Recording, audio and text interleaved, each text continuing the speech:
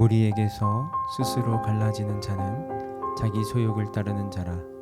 온갖 참 지혜를 배척하느니라. 미련한 자는 명철을 기뻐하지 아니하고 자기의 의사를 드러내기만 기뻐하느니라. 악한 자가 이를 때에는 멸시도 따라오고 부끄러운 것이 이를 때에는 능욕도 함께 오느니라. 명철한 사람의 입의 말은 깊은 물과 같고 지혜의 샘은 솟구쳐 흐르는 내와 같으니라. 악인을 두둔하는 것과 재판할 때에 의인을 억울하게 하는 것이 선하지 아니하니라. 미련한 자의 입술은 다툼을 일으키고 그의 입은 매를 자청하느니라. 미련한 자의 입은 그의 멸망이 되고 그의 입술은 그의 영혼의 그물이 되느니라. 남의 말하기를 좋아하는 자의 말은 별식과 같아서 뱃속 깊은 데로 내려가느니라. 자기의 일을 게을리하는 자는 패가하는 자의 형제니라. 여호와의 이름은 견고한 망대라. 의인은 그리로 달려가서 안전함을 얻느니라. 부자의 재물은 그의 견고한 성이라. 그가 높은 성벽같이 여기느니라. 사람의 마음의 교만은 멸망의 선봉이요 겸손은 존귀의 길잡이니라. 아멘. 오늘 말씀의 전체적인 구조를 살펴보면 먼저 1절에서 5절까지는 악인의 독선과 권력 남용의 위험에 대한 경고들을 제시하고 있습니다. 다음 6절에서 9절에서는 이 미련한 자의 입으로 인한 패망에 관련한 경고를 제시하고 있습니다. 즉 미련한 자는 그 입으로 악한 말을 내뱉고 다른 사람의 말을 하는 것, 곧 중상함을 좋아하여 자신을 파멸에 이르게 한다는 것입니다.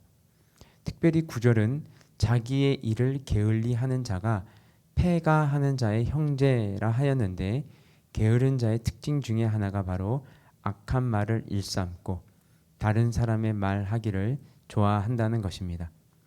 오늘 말씀을 통해 이런 여러 가지 위험들을 분별하게 되기를 바랍니다. 이제 1절부터 천천히 살펴보겠습니다. 1절과 2절입니다. 무리에게서 스스로 갈라지는 자는 자기 소욕을 따르는 자라. 온갖 참 지혜를 배척하느니라. 미련한 자는 명철을 기뻐하지 아니하고 자기의 의사를 드러내기만 기뻐하느니라. 1절과 2절을 보면 악인의 독선적인 면모를 지적하고 있습니다. 그들은 무리에서 스스로 나뉘는 자이며 자기 소욕만을 쫓으며 참 지혜, 명철을 기뻐하지 아니하고 자기 생각만을 고집한다고 묘사하고 있습니다. 악인들이 이런 이기심과 독선과 독단에 빠져 살아가는 것은 그것이 자기에게 유익이 된다고 생각하기 때문입니다. 그러나 그것은 그들의 오산입니다. 오히려 그 같은 자세를 견지함으로 그들은 반드시 알아야 할 참 지혜, 무엇보다 더 큰 유익을 주는 그것을 자기 발로 차내는 결과에 이르게 되는 것입니다. 이러한 본절의 말씀은 오늘날 우리가 살아가는 세상 가운데 너무나도 유효적절한 말이 아닐 수 없습니다. 여러분, 지금 사람들을 보십시오. 많은 사람들이 가르침의 내용을 떠나 그 자체를 거부하고 있습니다. 아니, 오히려 바른 가르침, 바른 교훈, 바른 말을 듣기는 거부하면서 그릇된 교훈과 가르침에 더 귀가 솔깃해지는 것이 오늘날 사람들의 현실입니다. 그러나 이는 단지 말을 듣느냐 마느냐 여부로 끝나지 않습니다. 그것은 앞서 언급한 것처럼 참 지혜의 말에서 멀어지게 합니다.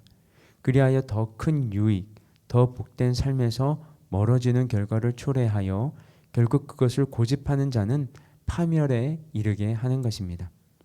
이는 한 개인의 운명에만 적용되는 것이 아니라 여러 사람들이 함께 하나의 공동체, 하나의 사회, 심지어 국가의 운명을 결정짓기까지 합니다.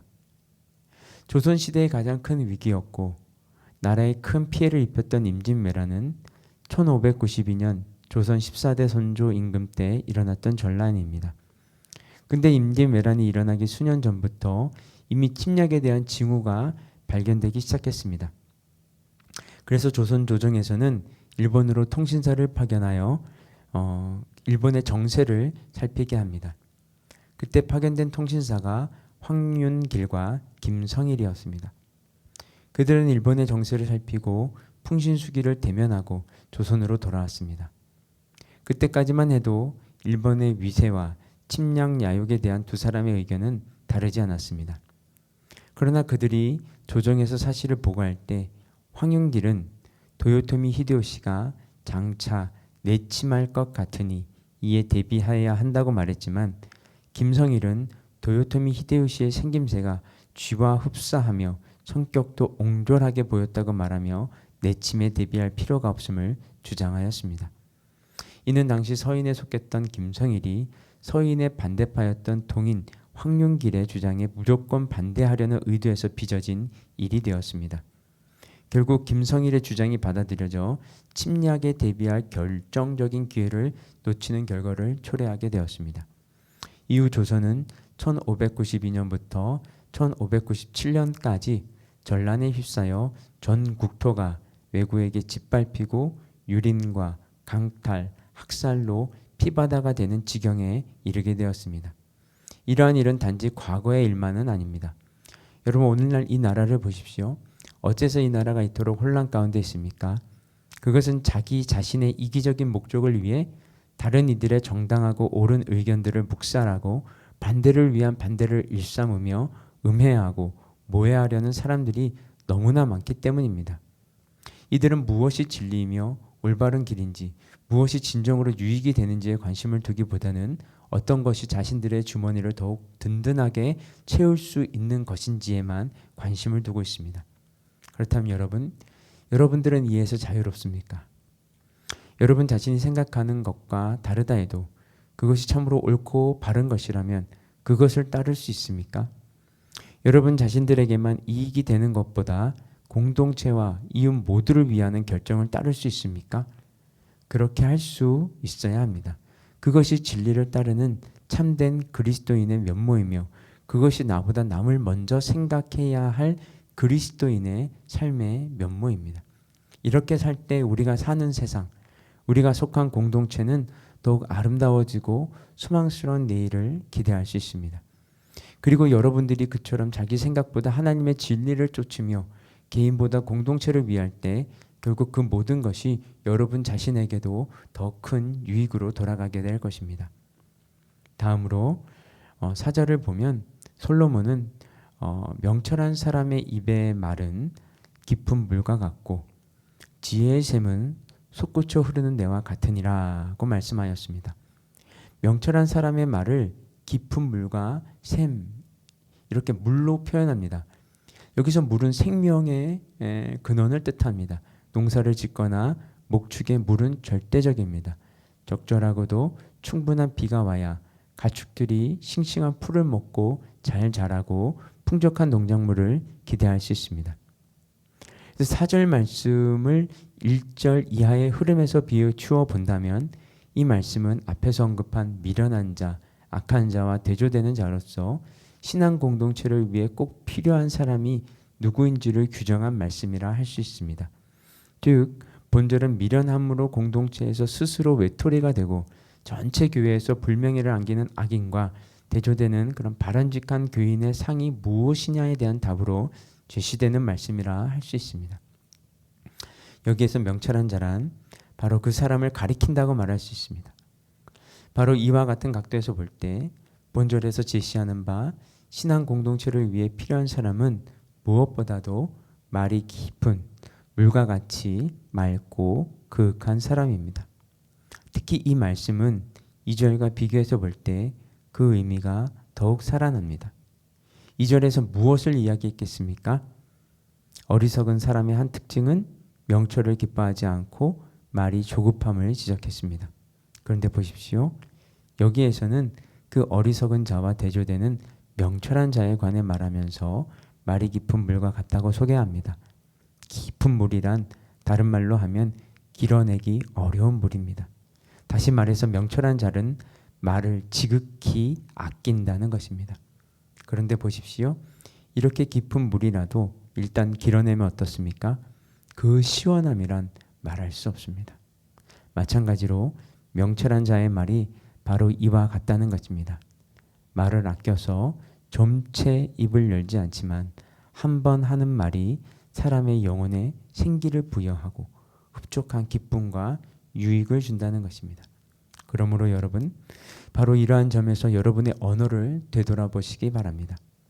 여러분의 말은 맑고 그윽합니까? 사람들에게 시원함을 줍니까? 세상 가운데서 스트레스와 피곤함, 걱정과 근심에 찌든 사람들조차 여러분의 말을 들을 때 시원함을 느낍니까? 아니면 이와 정반대로 사람들에게 시끄러움과 괴로움과 상처와 곤란을 주지는 않습니까? 혹시라도 그러한 면이 있지 않은지 여러분의 언어 생활을 한번 되돌아보시기 바랍니다. 사람들에게 맑음과 기쁨, 시원함과 명쾌함, 평온함을 주는 언어를 연습하고 훈련하십시오. 예수 그리스도의 사랑과 인격을 본받는 아름다운 언어, 그의 구원의 역사를 이룩하는 생명의 언어의 주인공이 되시기를 주님의 이름으로 축복합니다. 우리 함께 기도하겠습니다. 사랑과 은혜가 풍성하신 하나님 아버지, 자기의 소욕을 크게 여겨 지혜를 배척하고 자기의 말만을 드러내기를 갈망하는 미련한 사람의 길을 걷지 않고 깊은 물과 솟구쳐 흐르는 샘물처럼 다른 사람들을 살리는 말을 하는 명철한 사람으로 살아가게 하여 주시옵소서. 또한 우리가 가진 재물이 우리에게 견고한 성이 되고 성벽이 될 것이라고 하는 어리석음을 버리게 하시고 여호와 하나님의 이름이 견고한 망대와 피난처가 됨을 잊지 않게 하여 주시옵소서. 이 모든 말씀 예수 그리스도 이름으로 기도드렸습니다. 아멘. 우리 계속해서 개인 기도 제목 가지고 기도하며 나아가도록 하겠습니다.